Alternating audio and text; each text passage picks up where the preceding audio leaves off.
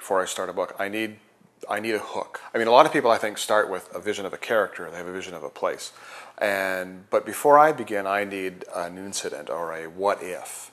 And so if I have a hook that I think will really draw readers in, and it's one that I really like, and if it's one that I think has potential for 100,000 words or more, then I think, okay, I like that.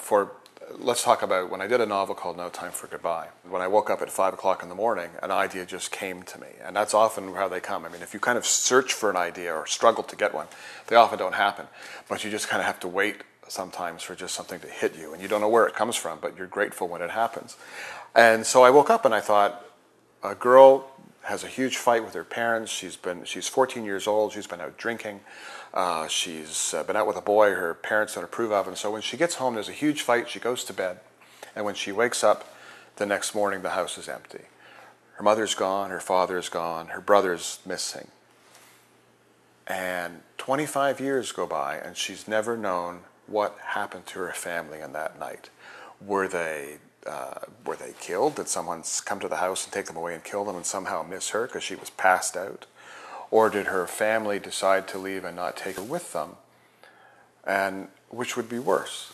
Would it be worse to find out that everyone that you loved was dead, or that they were alive and didn't want you? And that idea kind of came to me at 5 in the morning, and I actually sent an email to my agent. I said, what do you think about this? And she said, what happened to the family? I said, I don't know. I have no idea what happened to the family. But she said, that's okay, you'll figure that out. And that was kind of the process. I had this really terrific hook. I had this way into a story that I thought would grab people. And now the real work begins, which is to sit down and figure what led to that moment.